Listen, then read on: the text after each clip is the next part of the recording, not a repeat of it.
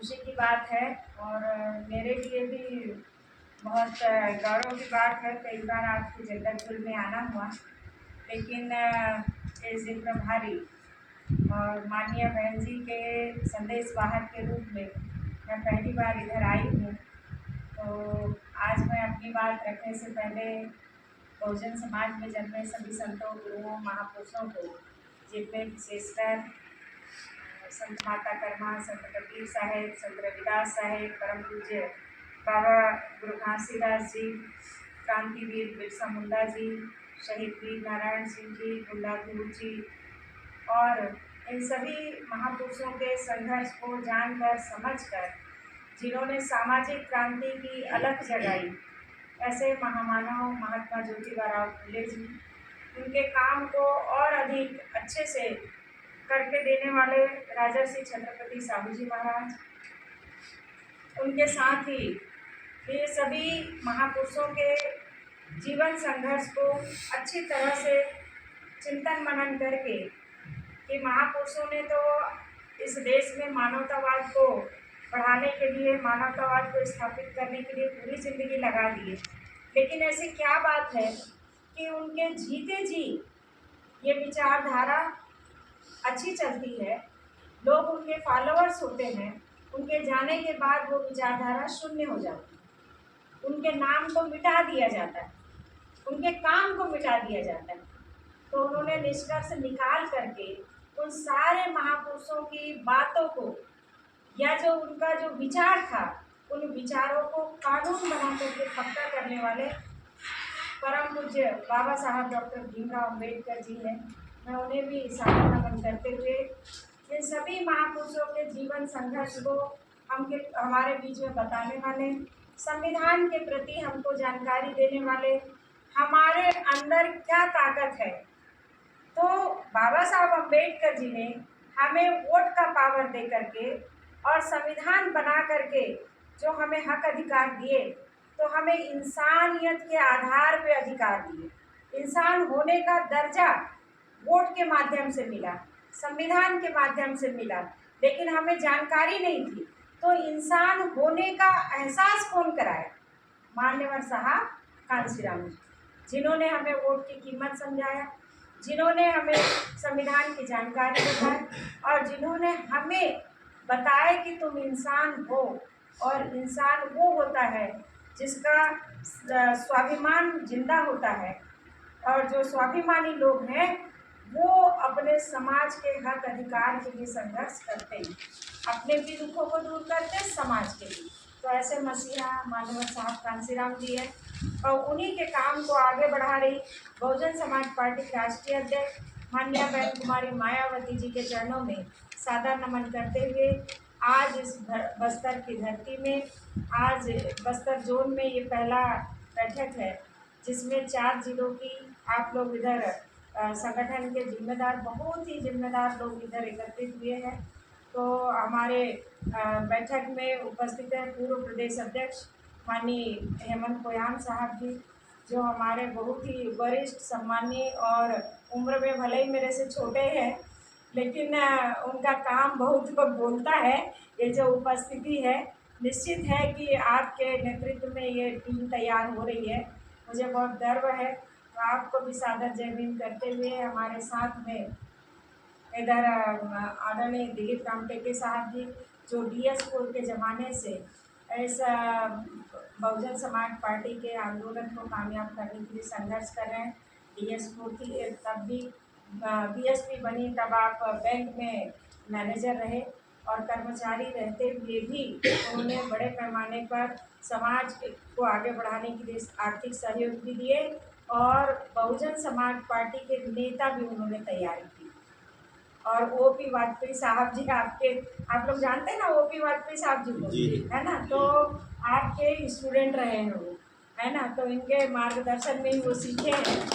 हमारे रामटेके साहब को भी सादर जय भीम करते हुए आयको मंडाली साहब जी और बहुत ही वरिष्ठ और बहुत सम्मानित मनोज नाग साहब जी के साथ ही हमारे सम्मानित सेठिया भैया जी और आप सभी सम्मानित जिला अध्यक्षगण, मेरी बहन देवांगन बहन जी और आप सभी युवाओं को मेरे सम्मानित बड़े बुजुर्गों को मैं सादर जय भीम करती हूँ, प्रणाम करती हूँ। सम्मानित साथियों, अभी पिछले ही महीने 12 फरवरी को मेरे नाम की घोषणा हुई कि मुझे जो है केंद्रीय प्रभारी बनाया गया है करके। और जैसा कि माननीय पोयाम साहब ने बताया कि भारत में 60 करोड़ आबादी महिलाओं की है, तो 60 करोड़ आबादी में माननीय बहन जी ने मुझे एक उनकी मेन कोर ग्रुप का हिस्सा बनाए और पहली महिला प्रभारी और उनकी महार समाज को उन्होंने गौरव दिया। तो ये बहुत बड़ी मतलब सौभाग्य की बात है। मैं तो दूर दूर तक नहीं सोची थी कि कभी इतना बड़ा सम्मान मुझे मिलेगा। तो मुझे लगता है कि नेक नीयत से काम करने वालों का कभी संघर्ष बेकार नहीं होता, कभी भी संघर्ष बेकार नहीं होता।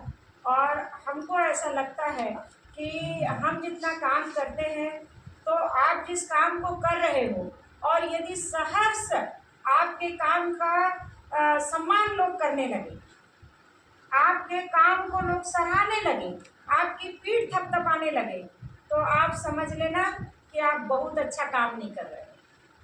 उस काम से सिर्फ आपको फायदा मिल सकता है, आपके समाज को बहुत ज़्यादा लाभ नहीं मिलता।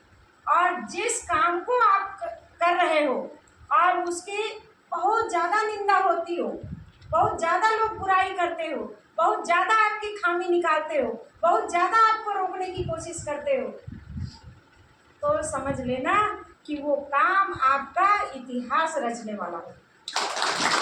तो इसलिए हम लोग जब जिस काम को कर रहे हैं, ये तो आ जाते हैं क्या, तो कर्मचारी लोग भाई लोग बोलते हैं अरे ये तो बार बार पैसा मांगने आ जाते हैं, है ना, ये तो ऐसे ही है, ये तो वैसे ही है, जीतते तो नहीं है, खड़े हो जाते हैं। मतलब दुनिया भर की जो टिप्पणी करते हैं, तो कहने का मतलब है कि जैसे मैं खड़ी हूँ और मेरे खड़े होने से यदि इनको कोई खतरा नहीं है, तो ये क्यों मेरा विरोध करेंगे। लेकिन मेरे खड़े रहने से यदि इनको खतरा होगा, नुकसान होगा, तभी ना वो विरोध करेंगे। तो विरोध हो रहा है, इसका मतलब है कि आप आगे बढ़ रहे हैं। अपनी जंग को जारी रखिए, आपको पीछे मुड़ने की ज़रूरत नहीं।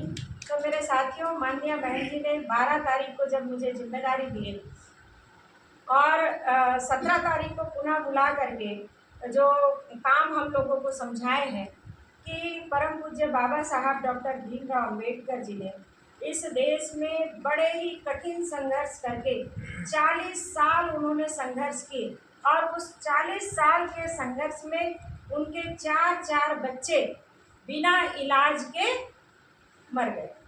उनकी पत्नी इस दुनिया को छोड़ करके चली गई। जो आज हम प्रजातंत्र में बहुजन समाज पार्टी राजनीतिक पार्टी है, चूँकि बहुजन समाज पार्टी इस देश में बुद्ध के शासन को, ये तमाम महापुरुषों के विचारों को लागू करने के लिए बनी हुई है। यानी इस देश का सबसे बड़ा सामाजिक संगठन यदि कोई है तो वो बहुजन समाज पार्टी, बहुजन समाज पार्टी। क्यों? क्योंकि परम पूज्य बाबा साहब डॉक्टर भीमराव अम्बेडकर जी ने इस देश में राजतंत्र को खत्म करके प्रजातंत्र लेकर के आए।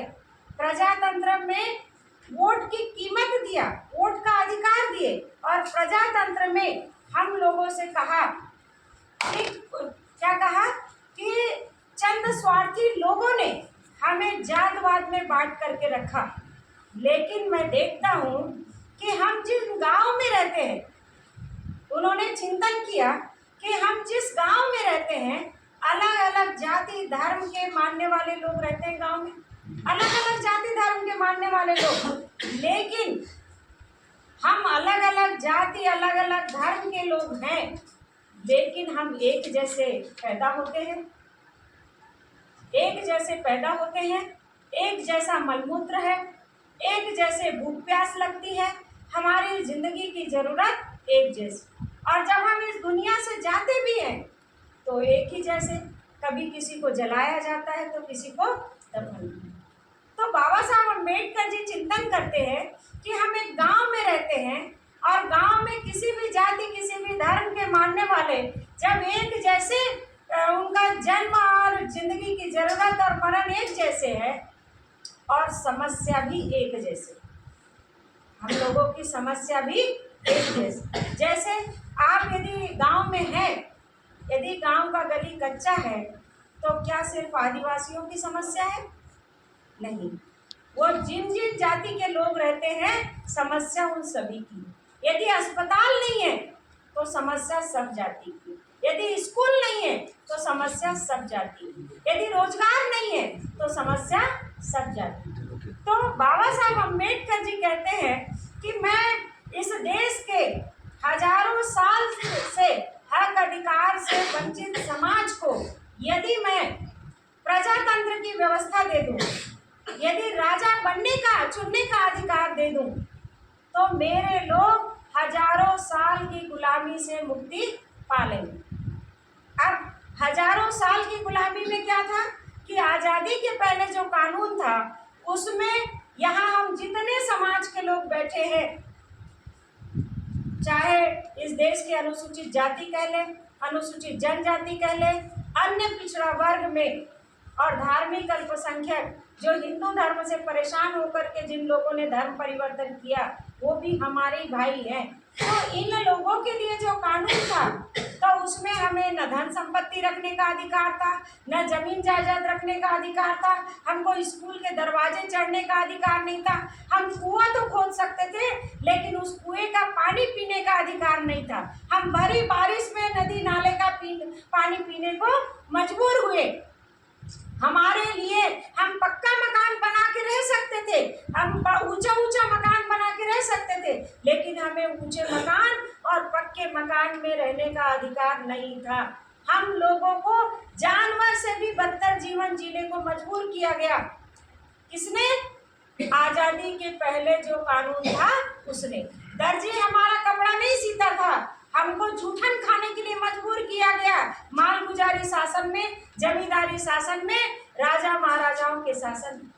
तो परम पूज्य बाबा साहब डॉक्टर भीमराव अंबेडकर जी ने ये चिंतन किए कि गांव में अलग अलग जाति के लोग रहते हैं जिनकी जो समस्या एक जैसी है और एक जैसे जन्म लेना, एक जैसे भूख प्यास लगना और मरण भी एक जैसे है, तो इन सब की समस्या का समाधान भी एक जैसे होना चाहिए। और वो कैसे होगा कि उन्होंने दो चिंतन किया कि इस देश में जो कानून है वो कानून सुमति भार्गव नाम के ब्राह्मण ने लिखा। अभी इस देश में कानून है ना? इस देश में अब 26 जनवरी 1950 के बाद में भी एक कानून चल रहा है। उस कानून का नाम क्या है? भारतीय संविधान। तो 26 जनवरी 1950 से जो कानून चल रहा है तो उसको बनाने वाला कौन है? परम पूज्य डॉक्टर बाबा साहब भीमराव अंबेडकर। और आज़ादी के पहले जो कानून चल रहा था उसको लिखने वाला कौन था? मनुस्मृति कानून चल रहा था, उसको लिखने वाला था सुमति भार्गव नाम का ब्राह्मण, जिसने वो कानून लिखा था। उस कानून को लागू करने वाला कौन था? राजा महाराजा जमींदार मालगुजार। और आज के समय में भारतीय संविधान को कौन लागू कर सकता है? कौन लागू करता है? सरकार करती है। कौन लागू करती है? सरकार करती। तो बाबा साहब अम्बेडकर जी ने कहा कि सोचे कि इस देश में मेरे लोग दरिद्रता का जीवन जी रहे हैं, गरीबी भुखमरी लाचारी का जीवन जी रहे हैं, इनके साथ में बड़े पैमाने पर जुल्म जाति हत्या और बलात्कार हो रहा है। तो उसका सबसे बड़ा कारण है कि इस देश में मेरे लोगों को किसी भी प्रकार का कोई अधिकार नहीं। तो सबसे पहले मैं इन लोगों को अधिकार दिलाने के बारे में संघर्ष करूंगा। तो 1916 में बाबा साहब अम्बेडकर जी ने जब लंदन से पढ़ाई करके आए और अधूरी पढ़ाई करके जब सयाजीराव गायकवाड़ जी के यहाँ नौकरी करने लगे तो वहाँ पर उनको जब 1916 में उन्हें विदेश में 500 BA पास के बराबर विद्वान माना गया। वो इतने ब्रिलियंट थे कि हर सवाल का जवाब बिल्कुल तुरंत ही दे देते थे। तो उन्हें वहाँ सम्मानित क्या किया गया? 500 BA पास के बराबर डॉक्टर अम्बेडकर विद्वान है। लेकिन बाबा साहब डॉक्टर अम्बेडकर जब भारत आए, अपनी अधूरी पढ़ाई छोड़ करके तो सयाजीराव गायकवाड़ के यहाँ गए तो उन्होंने वहाँ पर उसको नीच अछूत है करके अपमानित किया गया उनको। तब बाबा साहब अम्बेडकर जी ने उस अपमान भरी जिंदगी को त्यागने का फैसला किए कि ये सिर्फ मेरे साथ में ही नहीं, जब मुझ जैसे 500 बीए पास के बराबर विद्वान व्यक्ति को भी नीच और अछूत ही माना गया, मेरी विद्वता की यहाँ पर कोई कीमत नहीं है, तो मुझे अब क्या करना चाहिए? मुझे अपने मुक्ति के साथ साथ पूरे समाज को इस गुलामी की बेड़ियों से मुक्त कराना है। बाबा साहब अम्बेडकर जी ने क्या कसम खा है? यदि मैं उस सयाजीराव गायकवाड़ जी के बंगले के महल के सामने एक गार्डन है जिसको जो है वो संकल्प गार्डन के नाम से जो है उनको नाम दिया, क्योंकि बाबा साहब अम्बेडकर जी ने वही संकल्प ली कि यदि मैं अपने समाज को उसका खोया हुआ अधिकार नहीं दिला देता, जब तक यदि मैं अपने समाज को यदि उसका अधिकार के साथ साथ सम्मान नहीं दिला देता, यदि मैं उसको छुआछूत के दंश से बाहर नहीं निकाल लेता, तब तक मैं चैन से नहीं बैठूंगा। और यदि मैं ऐसा नहीं कर पाया, यदि मैं ऐसा नहीं कर पाया तो मैं अपने आप को गोली मार दूंगी। बाबा साहब ने किसके लिए संकल्प लिया? अब आप लोगों के लिए, हमारे लिए। क्या लिए? कि मैं यदि अपने समाज को गुलामी की बेड़ियों से आज़ाद नहीं करा पाऊंगा तो अपने आप को गोली मार दूंगी। ये बाबा साहब अम्बेडकर जी ने संकल्प, और उसी संकल्प के आधार पर उन्होंने संघर्ष किया। तो आप लोगों के लिए, हम सब लोगों के लिए बराबरी का उन्होंने कानून लिखने का फैसला की। अब उस टाइम अंग्रेजी शासन था, तो अंग्रेजी शासन में अंग्रेज़ों को बाबा साहब अम्बेडकर जी ने बारंबार याद दिलाया, उन्हें बाध्य किया कि हमारे लोगों की दयनीय स्थिति है, यदि अपने आप को बुद्धिमान मानते हो तो हमारे लोगों को गुलामी की बेड़ियों से आज़ाद कराओ। आपका राज चल रहा है, हम दोहरी गुलामी में हैं।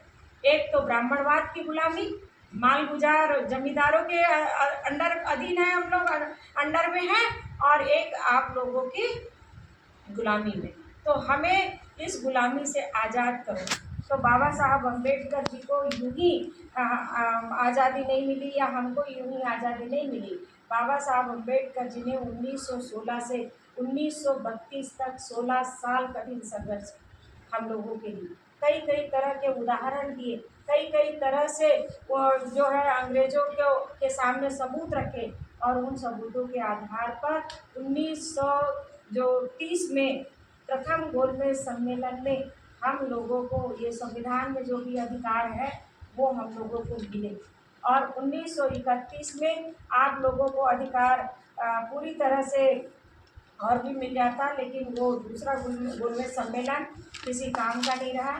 फिर तीसरे गोलमेज सम्मेलन में 1932 में बाबा साहब डॉक्टर अम्बेडकर जी जब गए और ये सोच बना करके कि मैंने इतना अच्छा अधिकार तो मेरे समाज के लिए दे दिया, उनको पढ़ने लिखने से लेकर के हर तरह की व्यवस्था मैंने कर दिया है, लेकिन आपको मैं बताऊं कि 1932 में बाबा साहब अम्बेडकर जी चिंता में पड़ गए कि मैं संविधान तो लिख लिए, मतलब कानून तो इनके लिए ले आया हूँ, या अंग्रेज़ों ने छोटे छोटे एक्ट बना करके हमारे लोगों को थोड़ा थोड़ा सम्मान देने लगे, उनको अधिकार देने लगे, लेकिन उन अधिकारों की रक्षा कौन करेगा? उनकी अधिकारों की रक्षा कौन करेगा? यदि मैंने अधिकार दिलाया तो इस देश में राजा महाराजाओं का राज है, तो वही अधिकार राजा महाराजाओं के पास जाएगा तो वो तो खा के बैठ जाएंगे, इनको कुछ भी नहीं देंगे। तो संविधान में मैं अधिकार जो बनाने वाला हूँ वो अंग्रेज़ों से लिया हूँ, उन अधिकारों की रक्षा के लिए बाबा साहब अम्बेडकर जी ने हमको वोट का अधिकार दिया, और उस वोट के अधिकार के लिए बाबा साहब अम्बेडकर जी जब हमारा कानून बन रहा था अंग्रेज़ों को के माध्यम से, तो उस 1930 के कानून में जो हमको अधिकार मिलने वाले थे, तब तक बाबा साहब के 3 बच्चे मर चुके, और चौथा बच्चा उस दिन मरा जिस दिन बाबा साहब अम्बेडकर जी आपके लिए वोट के अधिकार लेने जा रहे हैं। वोट के अधिकार के लिए बाबा साहब अम्बेडकर जी ने अपने बच्चे को दफन तक नहीं की। उस बच्चे की लाश छोड़ करके बाबा साहब अम्बेडकर जी लंदन गए। क्या हम लोग ऐसा कर सकते हैं? कर सकते हैं क्या? यदि कोई घर में बीमार है तो हम बहाने करने लगते हैं, करते हैं कि नहीं करते? लेकिन सोचिए कि 3 बच्चे पहले ही मर गए और रमाबाई अम्बेडकर जो एक भी कक्षा नहीं पढ़ी थी, उस महिला का कलेजा क्या बोला होगा? वो क्या बोलती है जानते हो? वो बोलती है, साहब कि ये बच्चा तो मर चुका है आपका, मेरा बच्चा, हमारा बच्चा मर चुका है। आप यदि यहाँ अंतिम संस्कार में रुक जाओगे तो हमारे समाज के करोड़ों करोड़ बच्चे जीते जी मर जाएंगे। इसलिए आपको उनको जिंदा करने के लिए जाना है। इस बच्चे को, मरे हुए बच्चे को तो मैं दफन कर दूँगी। और हम लोगों को लगता है कि हम बहुत गरीब हैं। आप बाबा साहब से ज़्यादा गरीब नहीं। जब बाबा साहब अम्बेडकर जी संघर्ष कर रहे थे तो वो जब जहाज़ से जा रहे थे तो उनका किसी दूसरे लोगों ने, समाज के और भी लोगों ने उनका जहाज़ का टिकट करा दिया, लेकिन उनके जेब में उस टाइम 1 रुपये नहीं। अपने बच्चे के कफन के लिए, अंतिम संस्कार के लिए उनके जेब में जब हाथ डाले 1 रुपये नहीं था। माँ रमाबाई अम्बेडकर बोली, साहब आप चिंता मत करिए, आप चिंता मत करिए, आप जो है ये वोट के अधिकार के लिए आप उधर चले जाइए। और उन्होंने